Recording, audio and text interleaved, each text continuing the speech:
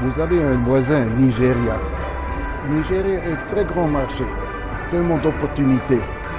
Il faut beaucoup mieux analyser quelles sont les demandes de ce grand marché de Nigeria. Comment on peut exporter par là ou importer des produits du Nigeria au lieu de les importer de l'Asie ou ailleurs.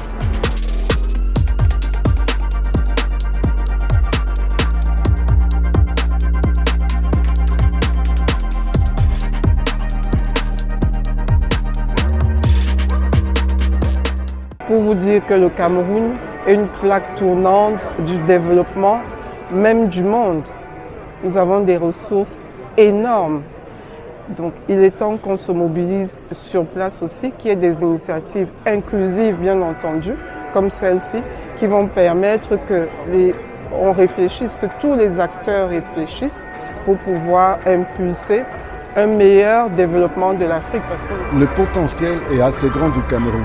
Mais il reste encore beaucoup de choses à faire pour vraiment y arriver, pour exploiter ce potentiel. Un instrument qui est maintenant en mise en œuvre dans beaucoup de pays, qui était aussi commencé en Asie, et maintenant beaucoup de pays africains le font aussi. Par exemple, ce sont des zones économiques spéciales, des parcs industriels. Ce n'est pas le seul instrument, mais c'est une possibilité de agrouper, de faire, comme on dit en anglais, les clusters. Et avec les clusters, les industries commencent à être plus efficaces, plus compétitifs. Et je recommandais qu'on va faire une réflexion aussi comment, pour la mise en œuvre de ces clusters, de ces zones économiques spéciales. Et là, ça peut être à Douala, ça peut être à Kribi. Kribi, c'est déjà prévu, la zone industrielle. Mais aussi, ça peut être au nord du pays. Si le Cameroun et la sous-région CEMAC et dans un plus grand ensemble, l'Afrique n'est pas prête, on risque de voir la ZLECAf être envahie par des multinationales et leurs champions industriels s'établir dans les pays africains et de produire à notre place.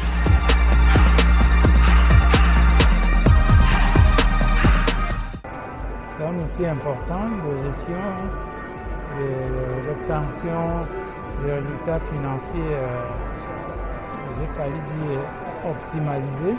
Donc nous recourons beaucoup au PTT, au PPP dans la gestion courante de nos investissements et c'est à notre grande satisfaction. Nous ne devons plus considérer peut-être un investissement tel quel en soi, mais dans la mesure où l'investissement fait appel à d'autres ou conduit à d'autres investissements alentours ou périphériques qui permettent d'augmenter sa valeur ajoutée et donc de profiter au domaine dit secondaire. Lorsqu'on l'intègre dans cet ensemble, on a de meilleurs résultats que lorsque l'investissement est considéré en soi uniquement.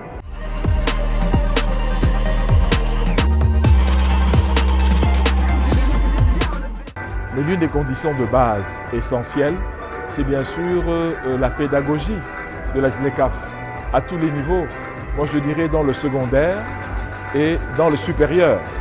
Il faudrait que les jeunes s'accaparent cet enseignement et s'approprient ce que c'est que la ZLECAf pour ensuite en devenir des acteurs primordiaux.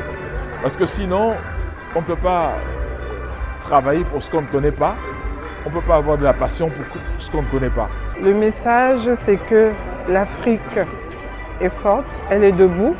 Et le message principal, c'est que les autorités, les institutions ont entendu notre message et se sont mobilisées, comme vous avez pu voir pendant les 2 jours, pour venir écouter la cohérence africaine.